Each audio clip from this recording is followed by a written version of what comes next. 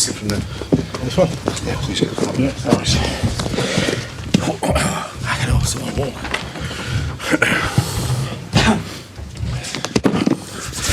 Okay, thanks. We'll just kick off with the broadcast section, then followed by the dailies. There's no need for translation, so we'll just kick off if that's okay. Rahman, would you like to kick off? Sure thing. Thanks you. Hi Ange. Do you want to give us a squad update, please? So after the weekend, Turnbull and Jens both missed out through illness, but they look like they'll be okay. I think that's it. And Jota, we'll just wait and see. He's still a bit sore from the weekend, so make a decision tomorrow. Got a last minute thing with him? Yeah, he was, like I said, he pulled up sore on the weekend, and we just have to sort of assess it. It's a quick turnaround in games, so usually second day we've usually got a couple missing anyway, but obviously with the game tomorrow we've got to make a decision. Expecting quite an open game. We played last week. Yeah, look, I think if you look at both clubs' sort of approach, they like to be fairly direct and quick with their football, and I don't expect them to sit back at all. And I think, looking at the group as well, both teams probably, it's a game where a win is going to be fairly significant. So, and the nature of both football clubs, I don't know about open game, but I think it'll be a pretty quick game, and it'll be exciting. Yeah, exciting. With Callum out, would you expect to use Matt in that defensive position while he's out? Yeah, he's an option there for sure. I thought he did well on the weekend. We've obviously got 2 or 3 options we can play there. So again, it's more about just seeing how the guys pull up. Like our session today was fairly light. I'll ever think about it overnight, but we've got 2 or 3 options. But I thought on the weekend, Matt and Arao and Haksabanovic, looked good as a threesome. But as I said, we've got some other options too. Ange, you'll be looking for a performance, but am I right in thinking you'll take any kind of a win tomorrow? I don't think those things are mutually exclusive. I don't know why people think you need one or the other. I think if we put in a good performance, there's a good chance we'll get a good result. So, I think, from my perspective, the reason we go about our things the way we do is because we think it'll give us the best chance of success. So I think for us, again, the focus is playing our football, putting in a strong performance against a good quality opponent, and they'll give us the best chance to get the result we want. Yeah, they argued on, especially middle to front. They've got some exceptional players there. How well matched do you think the two sides are?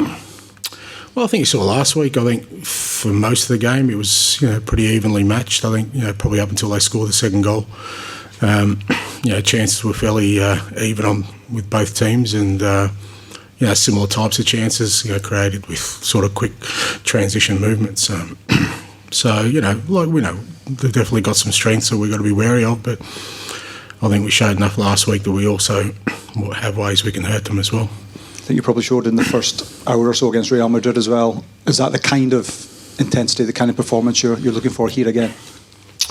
Yeah, at home, yeah. I mean, I think we were good against Shakhtar, It's a game we probably should have won. So, performances for the whole, haven't been too bad considering, the level of football that we're playing at. But as you said, at home, it's a little bit of a different proposition for us, for sure, with our support behind us and, just the general atmosphere you get here. It's certainly, for us, it's proven that in big games, it helps us just get the momentum going really early, and that's what we'll be looking for tomorrow night. With Jota, given his importance to you and the nature of the player he is he one you give as long as possible to be fit and available, or potentially put on the bench hoping you can get something out of him? No, it just comes down to whether we think he can play or not. I think with all the players, they're all important in different ways. So it's just that I said with a short turnaround, it's not unusual for somebody not to be right the day before a game when we've got such quick turnaround games. But it's just a matter of whether he's right or not. If he's right, we'll play him. If he's not, then he'll miss out. You've spoken since the game, so last midweek until today, about the need to be brave in these games and do what you do domestically in Europe effectively. In the interim, have you sort of reminded the guys of the things they've done well in the 3 matches so far, the moments when it has clicked and they have been positive? Well, yeah, I mean, we did that in the review of the last game, because in the last game we did that. You know, it was just, like I said, I just felt after we equalised, we just got a little bit into sort of, it's like self-preservation mode in terms of, the equaliser gave us something, and giving us something, we tried to hold on to that rather than seeking more. And I think when you fall into that trap, particularly against a team, that has the good quality, particularly in the front third, you leave yourself susceptible to, to sort of, for them to hurt us. And but again, all these things are new experiences for our guys. It's a bit different playing at this level, and they're also desperate to be successful, and for us to be successful. That when you get yourself back into a game like that, it's only human nature that kicks in and says to you, we don't want to give that away. And like I said, you kind of going to your shell a little bit, but I'm sure the players would have learned from that, and that's the sort of feedback that I gave them after the game. When we were playing our stuff and sort of had a real positive mindset, we matched it. If you've got ambitions to develop within this competition, adjust to it and move forward in it, are these the type of games at home where you should be looking to take points against them? Is that the kind of target when the group was drawn? It's still it's still a process. I mean, I know people kind of want to go through these steps really quickly. I think that the biggest take on us, we've created a lot of chances, we haven't taken them. Is it just a matter of taking those chances? Well, yes, it is, but that doesn't happen one day to the next. And it's the same with winning games at this level. It doesn't happen one day to the next. You need to grow, you need to develop, you need to have a real sort of positive mindset in the way you go about things, and give yourself opportunities for success. And the more you're in that window of opportunity, the more likely over time you'll get the success. But it's not, if it was easily fixable, then you'd see a lot more teams win in the Champions League, but you don't. There's a reason the select few do, and there's a reason select few get through and into the later stages, but you've got to aspire to get there, and I think this is the best way forward for us. You talked about having 2 or 3 options in Callum's position. Is it a case of sort of trial and error going forward, or are you quite assured on those options and it's more just sort of horses for courses? I hope it's not trial and error, mate, because I spend a hell of a lot of time thinking about football and doing what I do, so there's a little bit of methodology that goes into it. But like I said before, I guess with Callum, when we're talking about the things we were talking about, he's one that has that experience at this level, and he knows what's required to win a game, even at Champions League level and at international level. So he's used to that sort of environment. He thrives in it. Now you can't replace that, because that you can only learn by experiencing it. So that's where we're going to have to just get other guys to hopefully take a leap forward and show that sort of,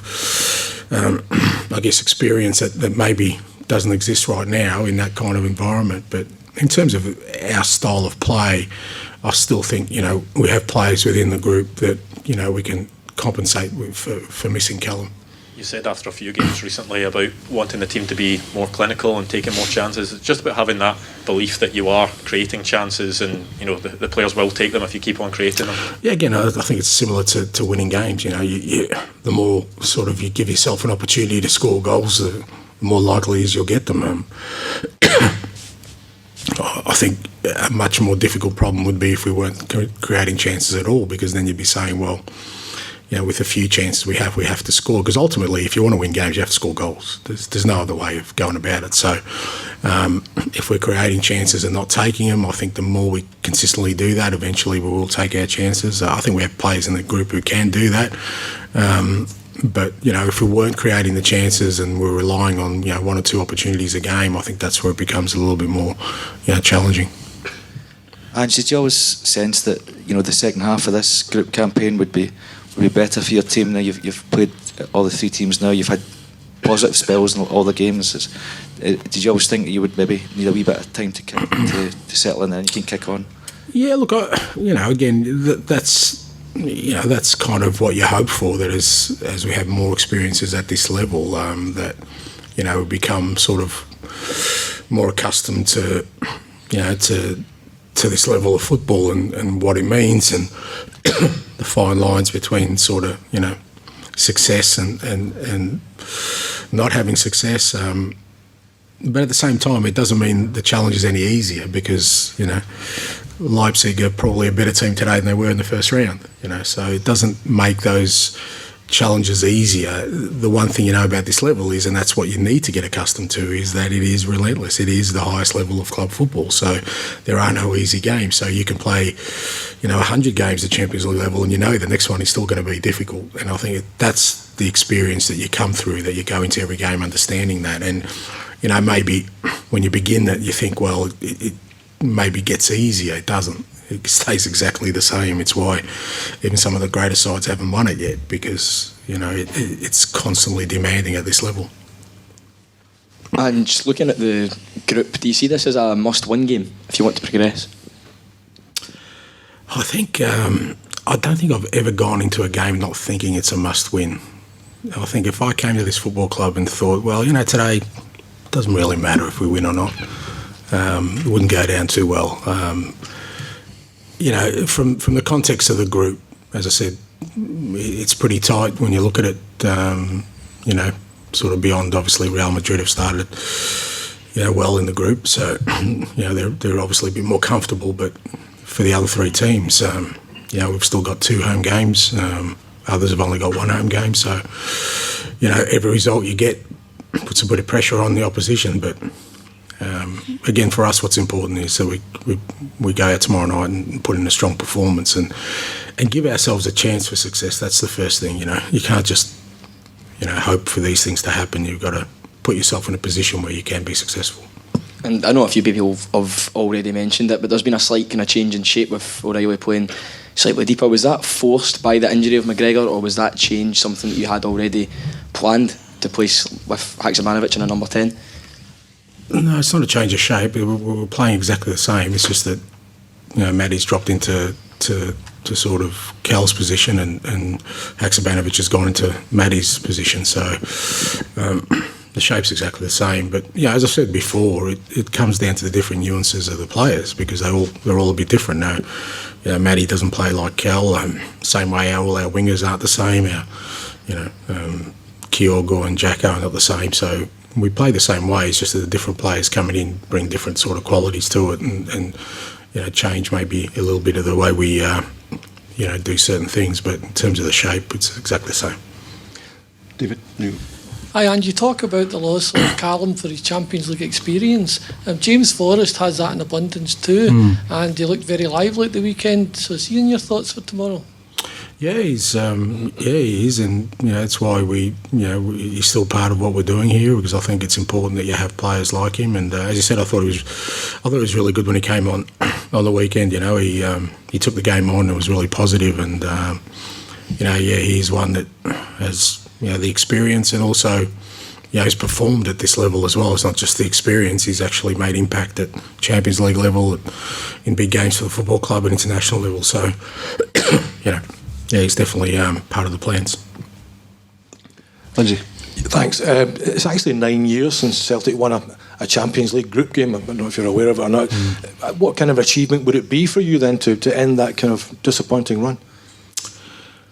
Yeah, look, I haven't been responsible for all 9 years, so you got to cut me a bit of slack. But it just goes to show that how hard it is, and I know I don't see it as failure. I mean, we've had some fantastic football teams at this club that haven't been able to win at this level, but we're not alone in that. There are plenty of fantastic football clubs and with great teams. It's like I said, it's the hardest level of club football, so they're hard to attain. And for us as a football club, it's where we want to be, though, and that's what our ambitions are. There's no doubt about it. That's where our aspirations lie, to consistently be at this level. And if you're consistently at this level and playing well, you give yourself a chance to win games of football. But as I said, they don't get any easier as you go along. And it's a big challenge for us tonight. What a win would do is, as I said, give us more belief that we can continue on this road and become a really sort of, well-credentialed Champions League football club. Kasia? And you're talking about belief, and it's something you mentioned after the game in Leipzig as well. Now, there's certainly belief in the squad when they pushed on to get that last-minute winner in Perth. How do you get that belief in the form in the domestic football to then transcend into the European games? again, just, as I said before, just through experience of guys, feeling that. I mean, the way we won on the weekend is not the first time we've done that.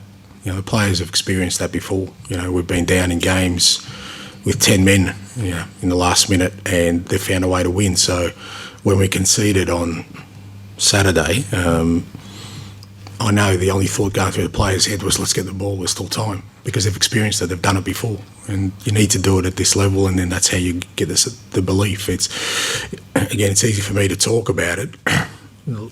Different when you're out there, particularly for this group of players who are still, for the most part, in terms of demographics, a young team. For me to pass that belief onto them without them going through it first. But I'm hoping that, as I said, with every game we play, they can see, they can feel it out there, that when we're playing our football and we're playing well, we're matching it with very, very good football teams. So now it's a matter of trying to transfer that into having success. And you're now well into this kind of chunk of huge games before the World Cup, and you made changes at the weekend. You'll probably make changes going into tomorrow night.